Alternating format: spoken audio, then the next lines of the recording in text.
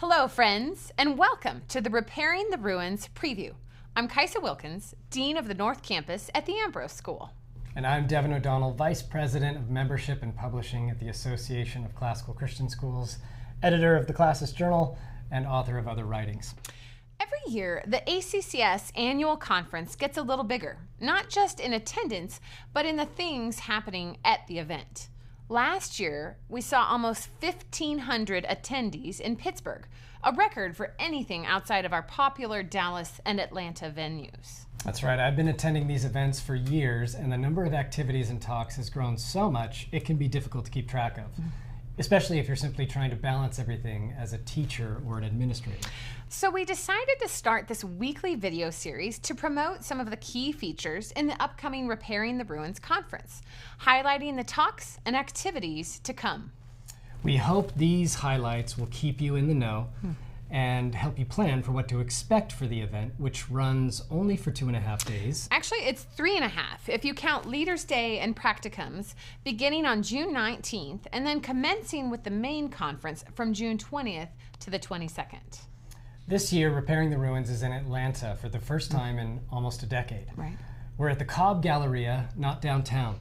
I hear Cobb is a crowd favorite. That's right. I think you'll find it a better location. This year we'll be at the Renaissance Atlanta Waverly Hotel and Convention Center, which is on the northwestern side of Atlanta, away from downtown. The Cobb Galleria is a beautiful area of Atlanta with lots of shopping and restaurants. Indeed. The area surrounding the Waverly has pretty much all you need for food and entertainment. If you want to take your team to dinner or take a personal break and do a little sightseeing, there are plenty of options. Not to mention that Truist Stadium, home of the Atlanta Braves, is within easy walking distance of the Waverly. In those few days, a lot happens. We usually have over 70 speakers, along with 2 main plenary speakers each day. We have 4 workshop sessions with 7 to 10 talks in each session. That means each day you have around 40 speakers to choose from. Saturday is a half day to give you time to get home by Saturday evening, and each evening usually has events or other gatherings along with it. It's a busy weekend, but well worth it. Absolutely. We have 3 practicums this year, and the winners of our student contests are announced. One student gives a speech. You know, those student speeches raise the bar every year. Oh, I know. We usually get complaints from the speakers who follow them. There's also lunch gatherings and after-hours events. Don't forget the karaoke party. There's a karaoke room. No, not really. No. However, I do think last year we caught a bit of the impromptu after-hours psalm sing.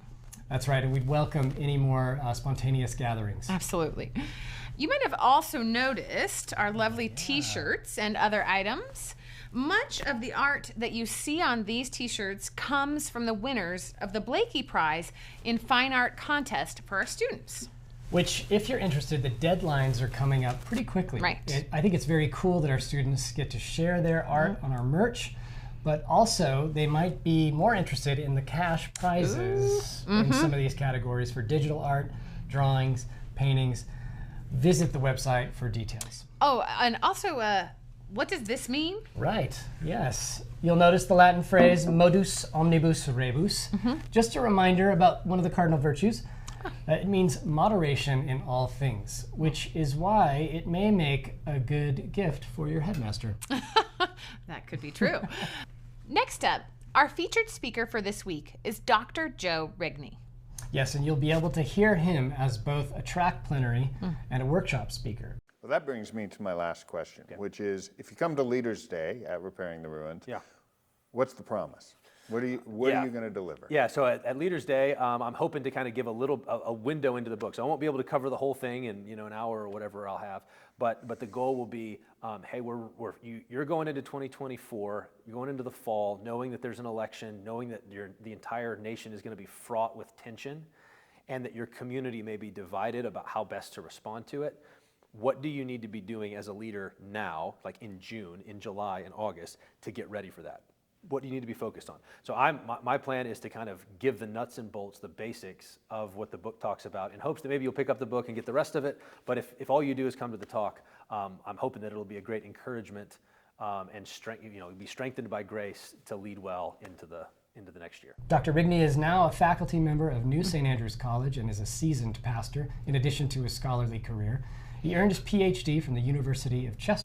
He's also the author of 5 books, including Live Like a Narnian, which I just finished, The Things of Earth, and Lewis on the Christian Life. He loves to teach classes on C.S. Lewis, Shakespeare, English literature, political philosophy, Jonathan Edwards, medieval theology, and literature. As a C.S. Lewis scholar, Dr. Rigney is a model of the way in which we properly synthesize theology and scripture with the classical tradition of learning. This brings us to the theme of this year's conference. Remember that last year's Repairing the Ruins celebrated the life of Athanasius of Alexandria, Contra Mundum. This year's celebrated saint is the medieval scholar and theologian Anselm of Canterbury, and our theme is his most famous statement, Credo ut intelligam. We chose to highlight Anselm this year for a few reasons. He lived during the 11th century and modeled how learning might be put into the service of our faith. We owe much to Anselm, part of which is a small thing called the university. Anselm reminds us that the business of theology is not a dry exercise of abstract propositions about God, but rather a process of faith-seeking understanding in relationship with the Creator. We see in Anselm's works a man who didn't just want to know about God, but wanted to love him. Many of our students encounter Anselm in their junior years. In what might be considered his most famous discourse, the Proslogion, he points out that our ability to know the truth is paradoxically related to the conditions of our belief. Taking a hint from St. Augustine of Hippo, Anselm says, "I do not seek to understand in order that I may believe, but rather I believe in order that I may understand." This became the motto of many Christian scholars, Credo ut intelligam, I believe that I may understand. For Anselm, the basis of his understanding began not with his doubts, but with God himself.